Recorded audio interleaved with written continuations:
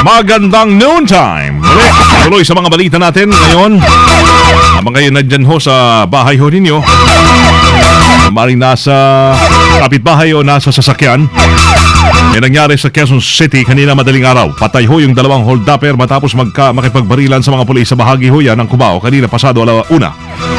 Sakay noon ng pampaserong jeep ang mga biktima habang binabaybay ang haba ng shuttle patungong Divisoria nang sumakay yung mga salarin at agad na nagdeklara ng hold-up. Nalimaso ng mga kawatan ng mga bag ng mga biktima at mabilis na tumakas. Nahingi agad ng saklolo naman ang driver na si Joel Gumaog sa mga rumespondeng o sa rumorondang mobile patrol ng QCPD sa bahagi ng Aurora Boulevard at na-corner yung mga salarin. Sa halip na sumuko ay nanlaban yung mga yon at pinaputukan ng mga pulis. Dahilan naman upang gumante ng putok ang mga otoridad. Dalawa agad ang bumulagta, nawala ng buhay habang nakatakas naman ang isa nilang kasamahan. Nabawi naman ang mga biktima ang kanilang mga bag at nasamsam din sa mga ito ang dalawang revolver. Samantala, sa ginawang operasyon ng Task Force Galugad kagabi ng Station 5, 15 katao ang inaresto at nasa ilalim o ginawang isinailalim ang mga ito sa tactical interrogation. Na-recover din sa kanilang ilang gramo ng shabu, baril, sumpak at saka sakbay, biro nyo, samurai. 32.2 million pesos na halaga ng marijuana leaves. Sinira. Hindi nasinghot tuloy yun. Buti hindi sinunog. Sinira ng PNP sa Benguet. Kasama natin sa balita si Rhea Mamogay. Rhea, i-radyo mo. Tinatayang mahigit sa 32.2 million na marijuana leaves ang sinira ng mga tauhan ng pulisya sa lalawigan ng Benguet. Ito'y kasunod ng pagkakadiskubre ng mga tauhan ng Benguet Provincial Public Safety Company and Kibungan Municipal Police Station sa marijuana plantation at sa tatlong magkakahiwalay na bayan sa lalawigan ng Benguet. Sinabi ni Senior Superintendent Rodolfo Azurin, yung PNP Benguet Provincial Director, ang nasabing mga marijuana plantation ay matatagpuan sa Sitio Luksi at Sitio Balbanal o Balbalnag, Barangay Badeo sa bayan ng Kibungan, Benguet. Nasa 4,750 mga fully grown marijuana ang nasabat ng mga operatiba na tinatayang nagkakahalaga ng 950,000 pesos habang nasa 250 kilos namang mga dried marijuana na market value ay nasa 31 million pesos 250,000. Sinabi naman ni Chief Superintendent Izagani Neres, yung PLO Cordillera Regional Director, na hindi sila titigil hanggat hindi nila nauubos sa mga sindikato na nasa likod ng ganitong illegal na gawain sa kanilang lalawigan. Kasama mo sa Campo Crame para sa DZXL 558, Rhea Mamogay. Tatak, RMN. Salamat, Rhea. Dako tayo ng Bataan. Lola. Nako, Lola. May Lola patay sa aksidente vehicular sa Orion, Bataan. Ay report si Mike Sigaral ng RMN Bataan. Mikey, radyo mo, Mike. Patay ang isang 61 years old na lola matapos mabangga ito ng isang truck sa National Road, Barangay Kalungusan, Orion, Bataan. Ang biktima ay nakilalang si Amelia Reyes alias Cameli, 61, na binawian ng buhay habang ginagamot sa St. Michael Hospital sa Orion dahil sa tinamong head injuries.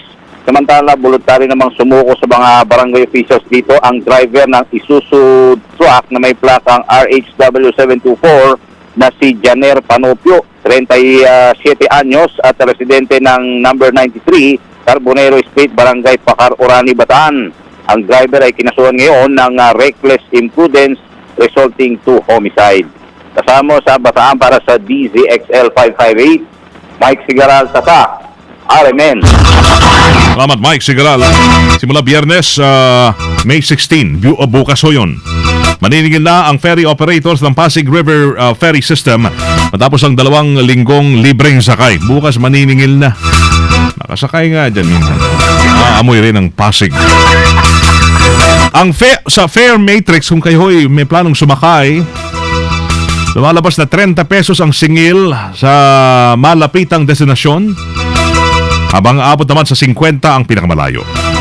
Magbabayad ng 30 mga paserong babiyahe patungo at pabalik ng Guadalupe PUP at PUP Plaza Mexico. 50 naman ang singil sa mga paserong patungo at pabalik ng pinagbuhatan Guadalupe Escolta at Guadalupe Plaza Mexico. Pero sa dalawang sunod na Sabado, May 17 and 24, libre. Oh, may libre pa sa Sabado. Ang sakay sa ferry service para makatulong daw sa mga magulang na bibili o mamimili ng school supplies sa Divisoria. Yan. So, ano pa? Sakay na. DZXL Bulat Palaro. Whoa! We have a sports. Oh, it's me. Okay. Isa, dalawa, tatlo, apat tayo ay lumundag. Lima Akala ko dito si Buddy. tayo ay lumukso. Kayong lahat Wala pala. natutulog, gumising na kayo, halik ka na. Mag-exercise tayo Nakasi- ka na, baby, tayo'y nakak-andro. Sumisilip sa akin si Nisha. Masos, huwag ka sanang magtamaran. Aling Nisha, halika naman. Nang gumanda ang katawan at Pasok ka naman, Aling Nisha.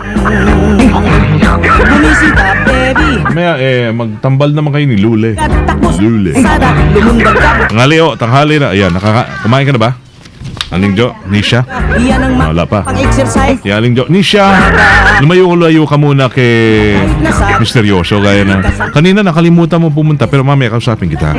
Sumayaw ka. Sports muna ako. Iyan-sat-sat upang Sports time! Pero bago ang sports, meron lang akong i-announce, ano? Ay, pang showbiz to, mamaya na, oh. Sports muna. Sports, tuluyan na hong si Nipa ng Miami Heat. Oy! Miami Heat, si Nipa. Ano ba itong laro nila? Soccer ba to o basketball? Si Nipa. Ba talagang tuluyan ng Tarsan ay lumundag. binola ng Miami Heat ang Brooklyn Nets sa Game 5 para umusad sa Eastern NBA pala to. Sandali lang. NBA Update. Yun. Well, thank you, Ray Bravo. Ang Nap, kanina ba itong laro? NBA kanina? Hindi ako nanonood. Gusto ko yung ending lang palagi, yung mga last 2 minutes. Yung gusto ko. Total, doon dami ng punta, di ba? Sa finals rin. Habang nagawang makahabol ng Miami, ang Nets, ano ba ito? Basta natalo naman ang Miami. Ayos na. Talo ba? Ang Brooklyn pala. Ang Brooklyn. Ang score is, by the way, what's the score? 96-94. Umarangkada ng husto yung 3-pointer na si Ray Allen in 32 seconds. Yes? Alright. 32 seconds na lamang ang natitira at ginawang rally ng team para itala ang 96-94 na panalo. Sino ba, ano ba ang paborito ni Kiko? Si sports talaga. Miami o wala? Talo na yung team niya? Hindi. Yung paborito niya. Ha? Magic? Orlando Magic. Wow. Okay. Well, for now, 9-0 ang record sa kanilang teritoryo ang Miami sa nakalipas na 4 seasons kung pagbabasehan ng mga tsansa na sa pagtatapos ng series. Antayin naman ng koponan kung sino ang mananalo sa laban ng Indiana Pacers at Washington Washington Wizards. Pangan ang NBA dito lamang sa Naglalagablag na balita. NBA DZXL Showbiz Balita. Ayan, Loli, introduce mo na si Kwan. Lula. Aling. Yeah, hello everywhere. Hello to you. It's my second to the last day ngayon.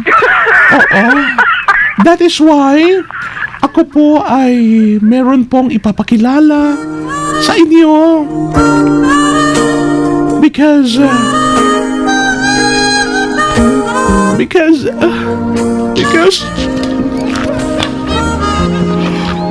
how do I say this? Oh my goodness. I will leave you with a legacy by the name of Aling Nisha. Siguro kung ikaw ay papasa pa naman sa audition syempre kay Sir Janelle, kailangan may approval, signature, corrected by niya. Yung mga yon, di ba? Dapat, parang audition mo to, Iha, ha? Aling Jonisha, ha? Malay mo, di ba? Okay. At syempre, siya po yung magbabalita simula, ewan ko kung kailan talaga, yung regular season, di ba? Who knows? Pagdasal mo lang, di ba? Okay. So here we go. My showbiz, I will pass it on to Aling Jonesia. Aling Jonesia, buti naman natutunan mo at hindi mo nakalimutan pumunta rito ngayong tanghali. Ang aga mo pang sumilip-silip sa akin kanina. Oh, thank you. Pero kanina saan ka napadpad kaninang umaga? Diyan lang sa tabi-tabi. Oh, lumagpas. Lumagpas ka, di ba? Inom-inom ka ng Memory Plus. Yung memory. Ano ba yung mga inumin na nagpapa-extend ng memorya? Kasi yung payo namin sa'yo, iwas-iwasan mo lang si misteryoso. Pero yung maging makalimutin ka, well, dapat alagaan mo yan, ha? Mag-inom ka. Larry King, ano bang para sa memorya? For memory.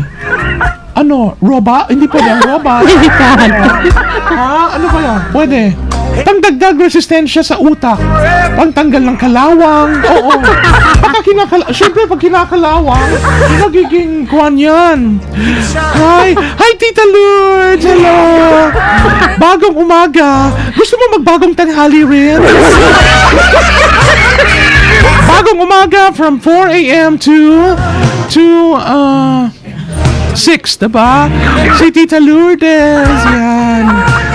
At ang kanyang cute na anak. Yan. Anak-anakan lang, hindi anak talaga. Grabe naman itong mangarap.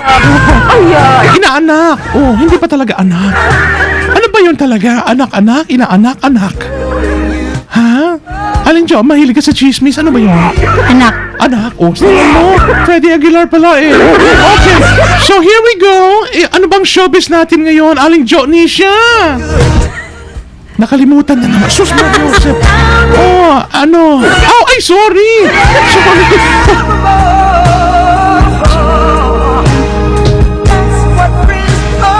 Buti na lang, hindi tayo sa TV. Ikaw talaga. Jonisha. Okay, so eto na, showbiz. Eto na yung showbiz. Aling Jonisha. Okay, showbiz? Showbiz. Magandang tanghali muna po sa mga nakikinig. Uy, nag-improve ka na, ha? Medyo dire-diretso na. Wala ka ng speech defect. Medyo dire-diretso na, flawless na ang pagsasalita mo. Yan, di ba? Isang araw pa lang yun, lumayo-layo ka kay misteryoso. What more? Pag isang gabi. Ay! Araw. Oo nga pala. Lumayo-layo ka sa araw at gabi, ha? Okay? Para kompleto. Baka sinabi araw lang. Okay. So, what's it? Come on. Narito na yung showbiz natin ngayon. Mariosep, akala ko narito na ang ating parang sa misa ba? Narito na ang ating sige okay, ikaw na nga. Excited na rin si Christine Reyes sa upcoming baby ng kanyang ate Aramina. Dahil pangaraw niya ang kanyang sisterit dahil parang siya raw ang nagdadalang tao sa big factor na kanyang nararamdaman. Sa ngayon, super ingat ang kanyang kapatid na 2 months ng pregi dahil last year at una itong nakunan. Kahit mami raw nila ay hindi na pinapalabas ng bahay si Ara. Kahit dining lang at pinapaubaya na magpahinga na lamang. Pero nilinaw ni Christine na hindi naman nire-require ang complete bed rest kay Ara. Remember, nagkaroon ng miscarriage si Ara noong 2013, ngunit ngayon ay nagdadalang tao naman ang aktres na anak nila ng kasintaang si Bulacan Mayor Patrick Meneses. Ayan ang showbiz natin ngayon. Maraming salamat. Okay. Ay, tapos na? Nag-umpisa ka na ba?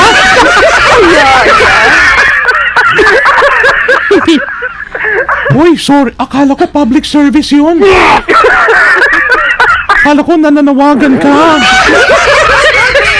Kailangan mo talaga mag-summer. mag-summer class. Yes. Siguro mga 3 summer. Ay, turuan nyo naman, parang awan nyo lang. Yes, Mario Jose, pandali. I will grade you. For now, it's about 62. Okay? 62. Konti na lang, konting improvement pa para sa yung pag-i-speech. Siguro simula ngayon, basa-basahin mo ang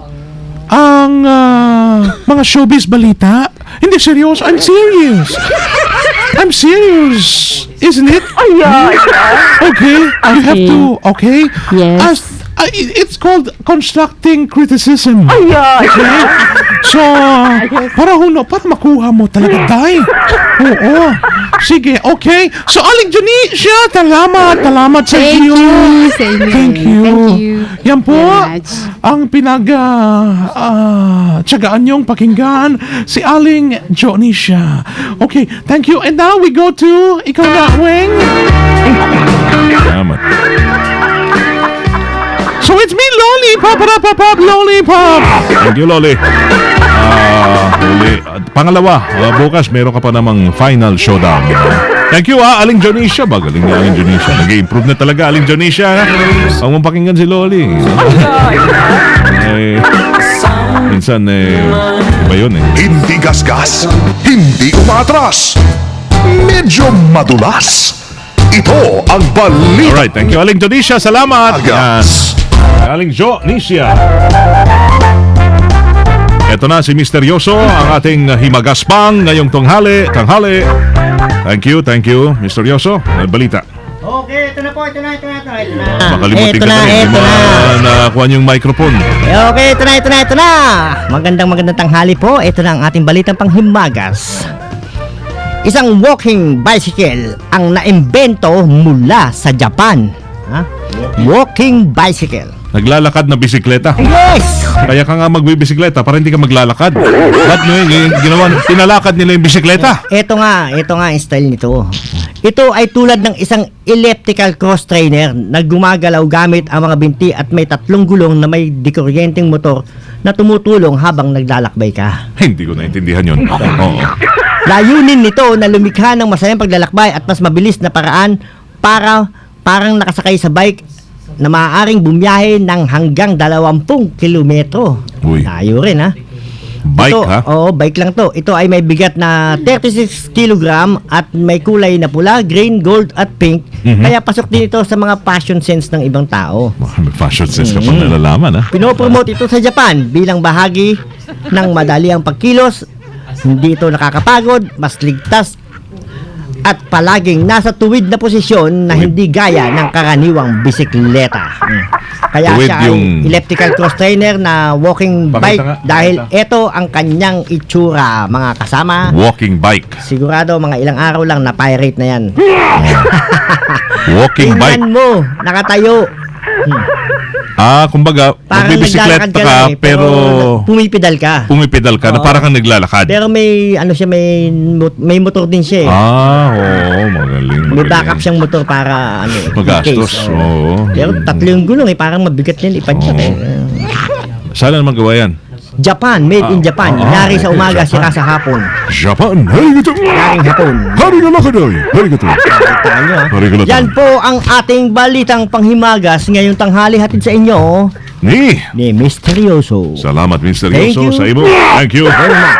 All right, that's the one and only Mr. Yoso coming back to you tomorrow morning for the news. Okay.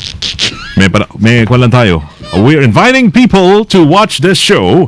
It's called Raul. All right. Raul, the Singing Diplomat. The Multiple Lives of Raul Imbak. Raul Imbak. Ano pa paano? Raul Imbak. Ito yung gagawin sa Rizal Park Open Air sa June 1st. June 1, punta ko kayo dyan. May Raul's first solo concert in the Philippines.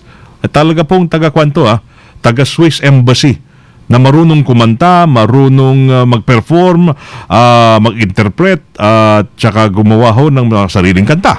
The Singing Diplomat. Talaga, di ba? Larry, totoo to, no? singing diplomat. May kumakantang diplomat sa Swiss Embassy sa Manila. Ang gagawin nila, para ma-promote, kakanta siya sa Rizal Park Open Air Theater. Not only will he be officially present o present songs of his new album, but also some adaptations sa Tagalog ba? Maganda yan, oh. Raul, the Singing Diplomat, yan po sa Rizal Park Open Air Theater on June 1, 2014. Yan. Next month na yan, ha? Hunyo 1. Yan. Thank you. Wala ho si kasamang buddy ngayon. Until tomorrow, I'll be your friend, I'll be your company, I'll be all for you. Thank you. Salamat sa pakikinig. Dire-diretso mga naglalagablab ng mga balitang tatak namin. Ang inyo napakinggan. Salamat nga pala sa Panda Manila at sa Jollibee sa inyong pagsuporta sa mga gagawing aktibidad ng ating RMN HR office. Yan po sa mga susunod na araw. Thank you. Sama niyo ho sa serbisyo publiko. Inyo po na napakinggan. Naglalagablab ng mga balita. Coming up, Larry King. Yes, Larry King. And Leo, Miss Leo Navarro. Melek them. Sabi pa ni Don Lino. Ngayon tanghali ho ng Thursday, the Throwback Thursday, May 15, 2014. Follow me on Facebook, www.facebook.com/Wang de la Peña. And follow me on Twitter. Gagawin ko pa lang bukas. I will tell you what the Twitter is. Thank you. Sa pangalan po ng ating engineer, si Ruel Villoria, and the writers, si Mitch, si Merrick Hart, and who else? Right? Thank you. Sama niyo sa serbisyo publiko in behalf of Buddy Oberas from the city of San Miguel, Liceros Primo Hermano. Ako si Weng de la Peña. Tatak RMN. Naglalagaplang sa 558. Sumayin niyo ang 15 minutong kalpunan ng mga pinakahuling kaganapan sa Kalakang Maynila sa ating bansa at saan mang dako na mundo. Naglalagaplang. Dito lamang sa unang tiyan, DJXL 558, ang bagong sama mo.